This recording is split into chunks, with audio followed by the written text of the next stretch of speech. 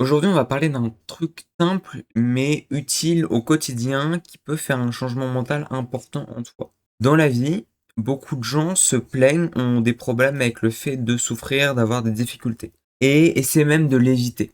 Concrètement, il faut que tu apprennes à romantiser ta souffrance, à romantiser le fait de faire des efforts, d'avoir des difficultés, même si elles ont pas forcément de sens au moment où tu les as, où tu les subis.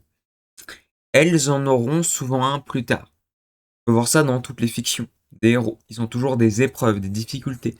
Que ce soit dans la réalité, une bataille pour un roi, que ce soit un combat pour un super-héros, que ce soit quoi que ce soit en fait, que ce soit une affaire à résoudre dans les problèmes de polar, etc., de séries policières, etc., il y a toujours une problématique à résoudre. Et dans ta vie aussi, il y aura toujours des problématiques à résoudre. Et c'est ce qui fait le but, en fait, de la vie. La question, c'est est-ce que c'est tes problématiques que tu as choisies, est-ce qu'elles ont un sens pour toi? Et si tu n'as pas de problématiques qui ont un sens, tu ne vas pas pour autant ne pas souffrir. Parce que si tu n'as aucun but, que tu ne vois personne et que tu arrêtes de bouger et que tu restes dans ton lit comme ça, bah concrètement, ça s'appelle être dépressif. Voilà. Tu vas pas trouver le bonheur absolu en ne faisant rien et n'ayant aucun but. Et aucune difficulté ou contrainte. C'est ce qui va te détruire, au contraire de ne pas avoir de contraintes et d'avoir trop de confort. Qui souvent d'ailleurs bloque les gens par rapport à leur potentiel, c'est d'avoir un confort, mais pas énorme, mais juste suffisant pour qu'ils aient quelque chose à perdre dans leur quotidien. S'ils perdent ce confort-là. C'est pas le luxe, mais c'est suffisamment confortable pour pas que tu aies envie de fuir. Pour ça, si tu n'as pas de choses qui te contraignent dans la vie, d'impact, d'événements aléatoires, que ce soit une maladie ou je ne sais quoi, ou la perte d'un proche, ou euh, une perte de ton emploi ou quoi, il va falloir que tu trouves des objectifs, des choses à faire, des choses qui te drivent, qui te donnent un but dans la vie, qui font que le matin tu peux te lever. Peu importe ce que c'est, ça peut être un truc complètement stupide. Mais déjà, si t'as un truc dans ta journée qui te prend ne serait-ce qu'une demi-heure, ta journée aura beaucoup plus de sens que si tu n'as rien à faire.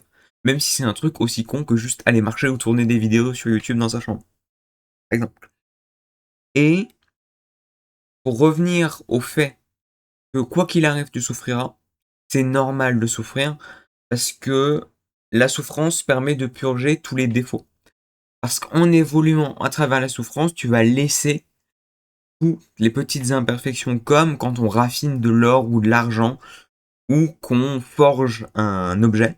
C'est un peu comme si c'était Dieu, le forgeron ou le raffineur. Concrètement, quand on forge un objet, on essaie de peaufiner tous les petits détails et d'avoir quelque chose de bien forgé.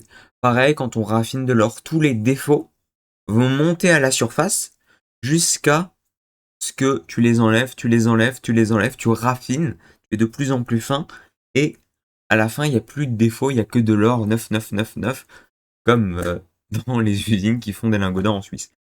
Et voilà. Et la personne qui est à la manœuvre, que tu le veuilles ou non, c'est Dieu. Concrètement, il y a quelque chose qui est à la manœuvre. Parce que les choses font toujours au bout d'un moment sens. De ton point de vue ou non.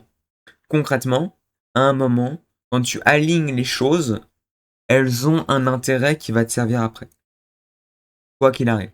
Elles vont te donner des clés, des cartes petit à petit, qui te permettront de passer à la suite. Un peu comme des niveaux et des compétences dans un jeu vidéo. Même si ça n'a, pour le moment, à l'instant présent, aucun sens. Bref, n'oublie pas, c'est identité, action, et plan, jamais l'inverse.